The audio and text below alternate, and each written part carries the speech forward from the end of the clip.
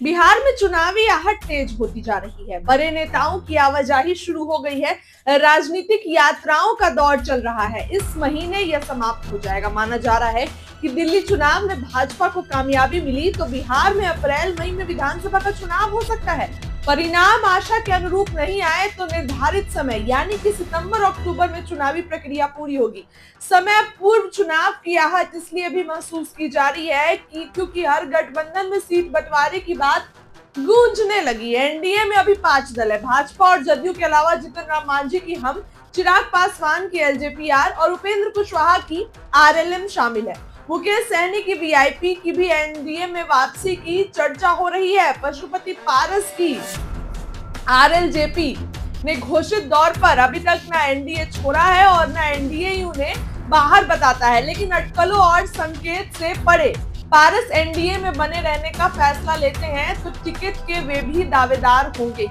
जीतन राम मांझी ने अभी से 20 सीटों की दावेदारी पेश कर दी। दावेदारी पुख्ता करने के लिए वे मंत्री पद छोड़ने तक की चेतावनी एनडीए को दे चुके हैं। चिराग भी 40 से कम पर शायद ही माने।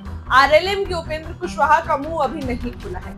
जदयू और भाजपा की नैतिकता से वे इस कदर दबे हुए हैं कि मुंह खोलेंगे भी तो अड़ेंगे नहीं। बिना किसी संख्या बल के वे राज्यसभा का मेंबर इन्हीं दो दलों की कृपा से बने हुए हैं। खैर, एनडीए में इस मुद्दे पर खटपट तो होनी ही है। एनडीए को 2 मुश्किलों से जूझना पड़ेगा। पहली समस्या तो सीटों की संख्या बांटने में होगी। एनडीए में इस बार एलजेपीआर और आरएलएम भी है, जिसका कोई सदस्य मौजूद विधानसभा में नहीं है। चिराग पासवान की एलजेपीआर पिछली बार अकेले लड़ी थी, यानी जदयू और बीजेपी को इस बार एलजेपीआर और आरएलएम के साथ भी सीटें देनी होगी। मुकेश सहनी अगर आए और पशुपति पारस भी अगर एनडीए में बने रहे तो उन्हें भी कुछ सीटें तो देनी पड़ेगी। सहनी के पिछली बार 4 उम्मीदवार एनडीए में रहते जीते थे, जो बाद में भाजपा में शामिल हो गए। जदयू और बीजेपी कम से कम 100 सीटें पर तो लड़ेंगे ही। पिछले बार बीजेपी को 121 और जदयू को 122 सीटें मिली थी। जदयू ने अपने कोटे में से 7 सीटें हम यानी हिंदुस्तानी आवाम मोर्चा को दी थी। बीजेपी ने अपनी सीटें में से 11 मुकेश सहनी यानी कि उनकी पार्टी विकासशील इंसान पार्टी वीआईपी को दी थी। नए साथियों के आने से सीटों के बंटवारे के साथ क्षेत्रों का चयन भी मुश्किल का काम नहीं होगा। इसके साथ अब महागठबंधन की बात करते हैं। देखिए, महागठबंधन में भी कमरार नहीं दिख रहा है। आश्चर्य यह है कि सत्ता के लिए बेचैन महागठबंधन भी इसी परेशानी से जूझ रहा है। कांग्रेस पिछली बार की तरह इस बार भी 70 सीटों पर जो है अब 70 सीटें डिमांड कर रही है। आरजेडी उसे 30 से अधिक सीट देने के मूड में नहीं है। वाम दलों के दावे भी होंगे।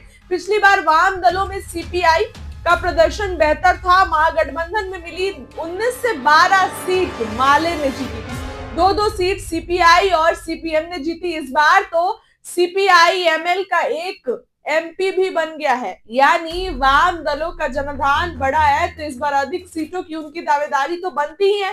मुकेश सहनी की पार्टी इस बार महागठबंधन में आ गई है। मुकेश सहनी महागठबंधन की सरकार में डिप्टी सीएम बनने का सपना खोल रहे हैं और चाह रहे हैं कि अगर तेजस्वी सीएम बने तो हम डिप्टी सीएम बनेंगे। तेजस्वी यादव ने भी ऐसा संकेत लोकसभा चुनाव के दौरान दिया था। गठबंधनों में सीट तय करेंगे आरजेडी और जदयू। देखिए, बता दें कि बिहार में 2 राष्ट्रीय पार्टी चुनावी मैदान में होगी। इनमें एक तो देश दुनिया की सबसे बड़ी पार्टी भाजपा है, दूसरी देश की सबसे पुरानी और गौरवशाली अतीत वाली पार्टी कांग्रेस। आश्चर्य की बात यह है कि बिहार में इन दोनों पार्टियों की स्थिति वर्षों से परजीवी की है। भाजपा नीतीश कुमार की पार्टी जदयू के इशारों पर नाचने को मजबूर है तो आरजेडी के इशारों पर थिरकने के लिए कांग्रेस मजबूर है। भाजपा तो जदयू के आगे इतनी लाचार है कि विधानसभा में सबसे बड़ी पार्टी होने के बाद भी वह सरकार बनाने का साहस नहीं जुटा सकी। उसे सदन में तीसरे नंबर की पार्टी जदयू के नेता नीतीश कुमार को सीएम बनाना पड़ा था। यही हाल कुछ कांग्रेस का भी है आरजेडी के लिए। एनडीए में सीटों के बंटवारे को लेकर लिए 2 फॉर्मूला की चर्चा सियासी गलियारों में चल रही है। पहले फॉर्मूला के तहत जदयू और बीजेपी बराबर सीट बांट ले। 1 सीट का अंतर हो सकता है, यानी जदयू के हिस्से में 122 तो बीजेपी के पास 121 सीटें रहेंगी। दोनों बड़ी पार्टी सहयोगी दलों को अपने अपने हिस्से से सीटें देकर मनाएंगी। जदयू के जिम्मे हम और आरएलएम की सीटें रहेंगी। भाजपा चिराग पासवान और उनके चाचा पशुपति पारस से निपटेंगे। अगर पारस एनडीए में रहते हैं तो, हालांकि पारस कुछ भी कर सकते हैं। दूसरा फॉर्मूला ये बना है कि भाजपा 100 और जदयू 101 पे लड़े, बाकी बची 42 सीटों में सहयोगियों को निपटाया जाए। मांझी को पिछली बार जितनी 7 सीटों में मनाया जाए, ताकि होगा कि 4 पार ही जीते थे। चिराग के उम्मीदवार जिन 12 सीटों पर दूसरे नंबर पर रहे और जीतने वाले एक विधायक जो बाद में जदयू में शामिल हो गए, उनके हिसाब से एलजेपीआर की 13 सीटें बनती है, उन्हें 15 देकर पटाया जाए। आरएलएम को 4 से 5 सीट देकर मना लिया जाए। मुकेश सहनी और पारस के इंतजार में 15 सीटें होगी।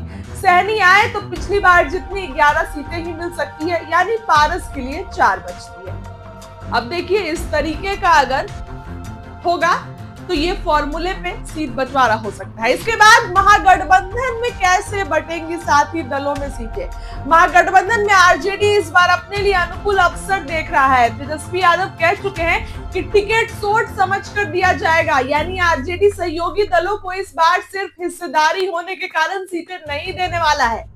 इससे सबसे अधिक घबराहट कांग्रेस में है, जिसने पिछली बार 70 सीटों का हिस्सा लेकर महज 19 पर ही जीत हासिल की। इस गलती से तेजस्वी सीएम बनते बनते रह गए। कांग्रेस में यह घबराहट भी दिख रही है। तेवर तो कांग्रेस ऐसे दिखा रही है जैसे उसके बिना महागठबंधन की कामयाबी असंभव है। परफॉर्मेंस के हिसाब से सीपीआई एमएल की दावेदारी इस बार अधिक सीटों की बनती है। एनडीए में मांझी को 20 और चिराग को 40 सीटें चाहिए। दोनों ही अपने अंदाज में संकेत भी दे दिए हैं। चिराग पिछली बार सीटों के सवाल पर ही गुस्साए थे, एनडीए के खिलाफ मैदान में कूद गए थे। नीतीश कुमार को तकरीबन 3 दर्जन सीट गंवाने पर बाध्य कर दिया था। जीतन राम मांझी ने तो मंत्री पद छोड़ने तक की धमकी दे डाली। मांझी मान भी जाए तो चिराग को संभालना मुश्किल है। यही हाल महागठबंधन में भी है। कांग्रेस के तेवर बगावती लग रहे हैं, इसलिए दोनों गठबंधनों में सीटों का बंटवारा किसी जंग को जीतने से कम नहीं होगा। गठबंधन की गांठें खुल जाए तो आश्चर्य की बात नहीं है। एक बड़ी बात बोल रहे हैं कि अगर गठबंधन की गांठें खुल जाए तो आश्चर्य की बात नहीं है। अब देखिए, विधानसभा चुनाव बस आने ही वाला है। दिल्ली चुनाव का रिजल्ट कल आ जाएगा, उसके बाद बिहार में चुनाव का बिगुल बजना शुरू हो जाएगा। इस खबर के लिए इतना ही। क्या लगता है कमेंट करके बताइए। बहुत बहुत धन्यवाद।